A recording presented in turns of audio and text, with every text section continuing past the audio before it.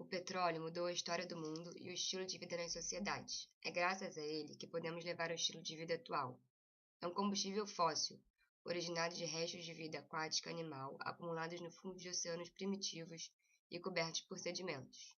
O tempo e a pressão do sedimento sobre o material depositado no fundo do mar transformaram-no em massas homogêneas viscosas de coloração negra, originadas na rocha geradora e armazenadas na rocha reservatória. Mas, se o petróleo fica armazenado nessas rochas reservatório, como sabemos onde encontrá-lo? Esse é um dos papéis da geologia e da geofísica. A superfície da Terra é enorme e seria muito caro e trabalhoso furar diversos poços em lugares aleatórios para provar a existência ou não de óleo.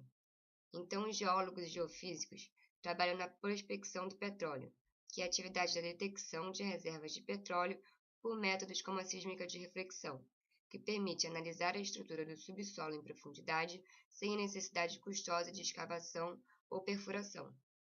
O método sísmico de reflexão é o mais utilizado atualmente. Ele fornece alta definição das feições geológicas em subsuperfície, propícias à acumulação de hidrocarbonetos, a um custo relativamente baixo. Mais de 90% dos investimentos em prospecção são aplicados em sísmica de reflexão. Os produtos finais são, entre outros, imagens das estruturas e camadas geológicas em subsuperfície apresentadas sob as mais diversas formas que são disponibilizadas para o trabalho dos intérpretes. Para entender melhor como esse processo funciona, vamos fazer uma analogia ao morcego e sua presa. Morcegos não enxergam bem. Para compensar, utilizam um sistema de sonar interno. Eles enviam pulsos de ondas de som para ecoar contra o terreno. Essas ondas se chocam com o meio e voltam, ajudando o morcego a evitar colisões e encontrar a presa. Podemos dizer que eles utilizam uma imagem sonora do mundo, e é exatamente isso que a sísmica de exploração faz. Quando as grandes empresas querem localizar novos poços de petróleo para sua exploração, inicia-se a geração de ondas elásticas, através de fontes artificiais que se propagam pelo interior da Terra, onde são refletidas e refratárias nas interfaces que separam rochas de diferentes constituições e retornam à superfície, onde são captadas por sofisticados equipamentos de registro. Existe, então, uma fonte de energia sísmica. Em terra pode ser dinamite ou vibrador, e na água são canhões de ar comprimido. Cada uma dessas fontes emite um pulso característico, conhecido como assinatura da fonte, que se propaga em todas as direções. Esses pulsos elásticos ou detonações são de duração ou comprimento muito pequeno, da ordem de 200 milissegundos, e se refletem e refratam em cada uma das camadas geológicas em profundidade, retornando à superfície com informações valiosas. Essas informações são captadas por receptores eletromagnéticos, denominados geofones em terra, e hidrofones, que são os receptores de pressão na água. Esses receptores devem reproduzir o mais fielmente possível as vibrações mecânicas na forma de oscilações elétricas. Essas oscilações elétricas são transmitidas até o sismógrafo, onde são digitalizadas, multiplexadas e registradas após severo depuramento e amplificação eletrônicos. Vamos entender melhor como funcionam os métodos sísmicos. As ondas sísmicas são pacotes de energia de deformação elástica que se propagam radialmente a partir de uma fonte sísmica, como um terremoto ou uma explosão. As fontes apropriadas para levantamentos sísmicos comumente geram trens de ondas de curta duração, conhecidos como pulsos, que contêm uma ampla gama de frequências. Exceto nas proximidades imediatas da fonte, as deformações associadas à passagem de um pulso sísmico são minúsculas, e se admite que são elásticas. Sob essa premissa, as velocidades de propagação de pulsos sísmicos são determinadas pelos modos elásticos e densidade dos materiais através dos quais eles se propagam. Até o momento, somente as ondas chamadas P ou compressionais vêm sendo utilizadas comercialmente nos levantamentos sísmicos. Elas propagam-se por deformação uniaxial, ou seja, com pressão e expansão na direção de propagação da onda. O movimento de partículas associado à passagem da onda compressional envolve oscilação em torno de um ponto fixo na direção da propagação. A velocidade de propagação das ondas sísmicas é função da densidade e das constantes elásticas do meio.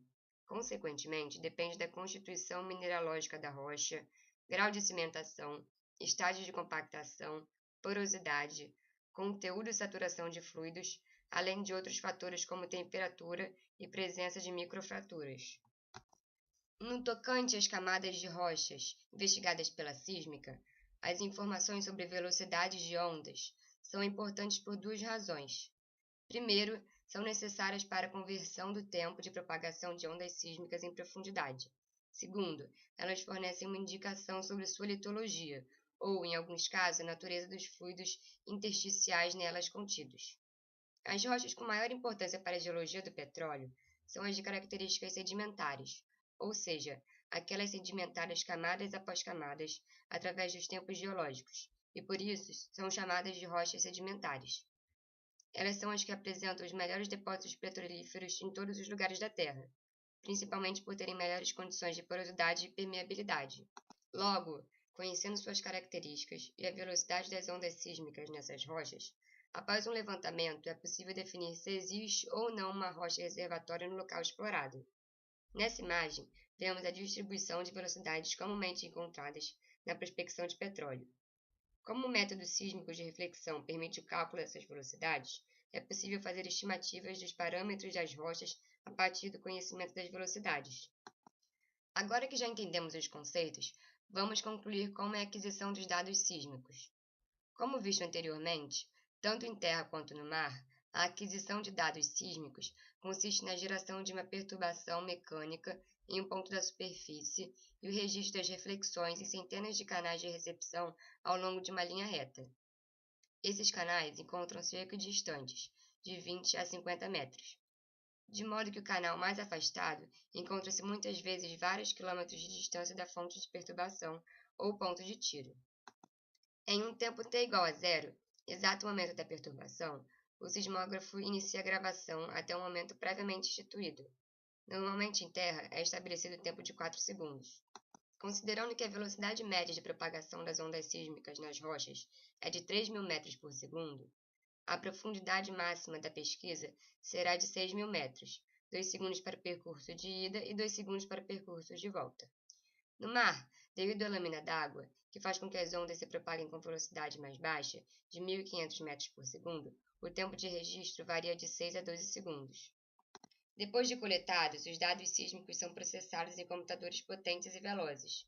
Então são transformados em imagens da subsuperfície com o máximo de fidelidade possível para sua posterior interpretação por geólogos e geofísicos.